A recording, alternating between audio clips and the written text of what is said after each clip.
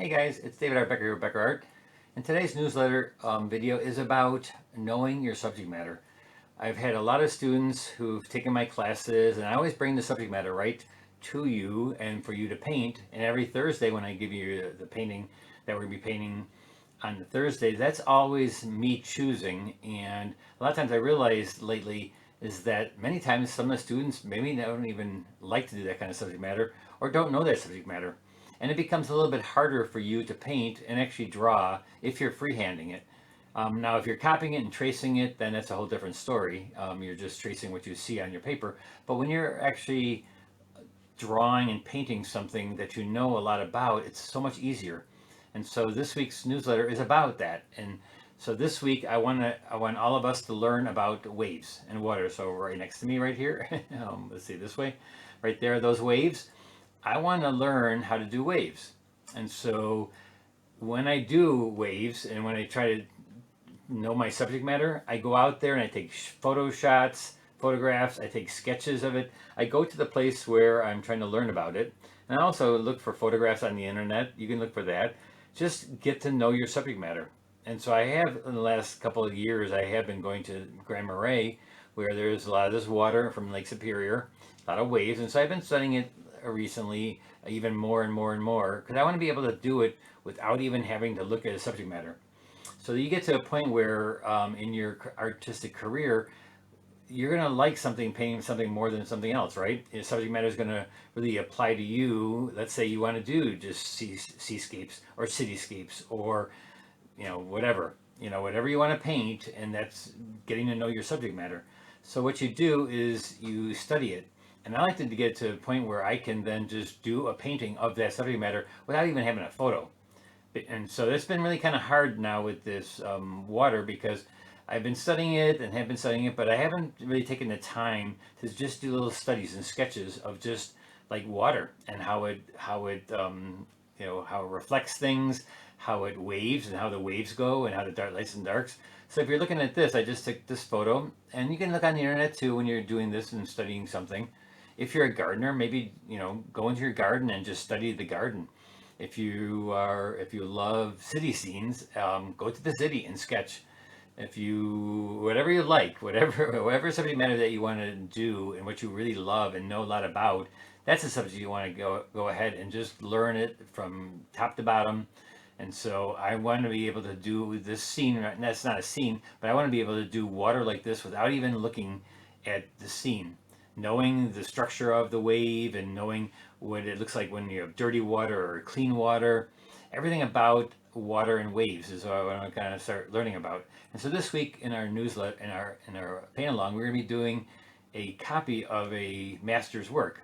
And so that's another thing I do. So let me just take you, for instance, like this is a scene of the waves I want to look at, and I want to study them. And so I look at it and I see that there's a lot of lights and darks, and it's kind of like the sun is in the back, kind of like a sunset scene. So anything that's in the back part of the wave is going to be lighter, and the front is darker, right? And you got to figure out how sharp these little edges are and stuff like that. So you're going to be doing sketches of this, and just don't do a painting when you're actually trying to learn something. Do little studies of it. Like when you're doing clouds. Let's say you wanted to do a bunch of clouds. Don't do a painting of clouds. Just do a little sketches of water like this. So this is one. Here's another one. So this one is with lighting on the one side. Again, it's more of a sunset scene. So the sun is in the back, and so you're getting everything that's tilted backwards to have the light, and anything that's tilted towards you would be darker, right? And also depending on the size of the waves. And so what you do is you go out to Lake Michigan or wherever you're at, even on a lake, and just look at the waves and when they're waving and when it's totally slick and it's like a mirror. Just look at it and watch it and sketch it and photograph it. And then what I do, which is even more fun, is find an artist who has done that kind of work. Find somebody who has done waves and who has done water and has done actually what you want to be thinking about doing, because it helps you to. And if they have a workshop, take their workshop, because you'll really learn how they do that, especially if they have the workshop pertaining to waves or whatever it is that you're doing. And so I am going to take this artist. His name is Charles Vickery. And Charles Vickery was an oil painter in Chicago who did some amazing, amazing water and waves. Look at this wave. Look at this painting of the waves and stuff. And so this week we're going to be doing a copy of one of his paintings, Charles Vickery. Not this one, but one kind of like it, and with more of a sunset scene. But it's really good to take those artists that you really admire and just try to copy some of his paintings. It's not You're not going to be selling this as your own. You're going to be training, and a lot of the masters did that when they had their own favorite masters. They look at their other work, and so they kind of take all the guesswork out of what you maybe need to do. Because they'll look for the simplified big areas, the colors and stuff. That's already been planned for you. So try to copy it and just to see, and then go back to your when you're going and looking, like let's say you go back to the water in Lake Superior. When I'm going back, I look for those things that I see that Charles Vickery had done in his paintings. Another artist I enjoyed looking at his work is Carl Evers. Carl Evers, this guy, man, he did some of the best, and watercolor. He's a watercolorist, and so some of the watercolors he had done with waves and stuff just knocked my socks off. And I've actually copied a bunch of his work just to try to see how he makes those waves look so great and look so wet and wavy. It's just, if an artist already has done it, and look at them and figure out how they did it and see how they, this is really tight and it's really beautiful how he has the waves. And I'm wondering, I'm sure he could do the waves without even looking at the subject matter. And I know Charles Vickery could, because he would do a demonstration when he was alive. I did get to see one of his demonstrations, and he didn't have a photograph. He just made it up. He just made up he knew how to do the rocks. He knew how to do the waves. He knew how to do the color and everything. So that's what you want to do, is you want to get to the point where you know your subject matter so well that you don't even need a photograph to do anything about it. You can just paint and then when you do see a place or area that is what you want to do, like let's say I go out now, Lake Spirit, and I find a wave like this, it's maybe a little bit different, but it's so much easier than when you go to draw it, sketch it, paint it. It's knowing your subject matter is just so important for you to do. And so then we're going to do another scene right here, hopefully. This is another one of Carl Evers. This is another one of his scenes that, look at that. I mean, look at the waves and the spray of the big waves. And I love that he did marine paintings, and so he has boats in there.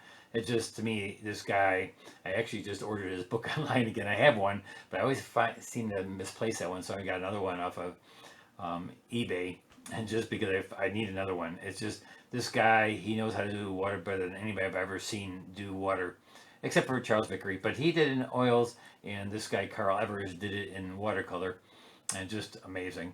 And so my last one is what we're going to be painting this week. And so this is what we're going to be painting this week. I know it's an oil painting, and I know it's not a watercolor, but we're going to do it in watercolor, and we're going to use his whole thing, his whole idea, in trying to get that look of the light coming down the middle. And look at the big waves and the crashing of the waves, and even the reflections in the sand and the rocks. And so we're going to try to do that by just copying this image. If you don't like this image, and you want to try another Charles Vickery or Carl Evers, be my guest. You can do that too. It's just, I want us to learn how to do waves and things with water, and the waves of water, and the way the light hits the water, and the way the light shines through the water.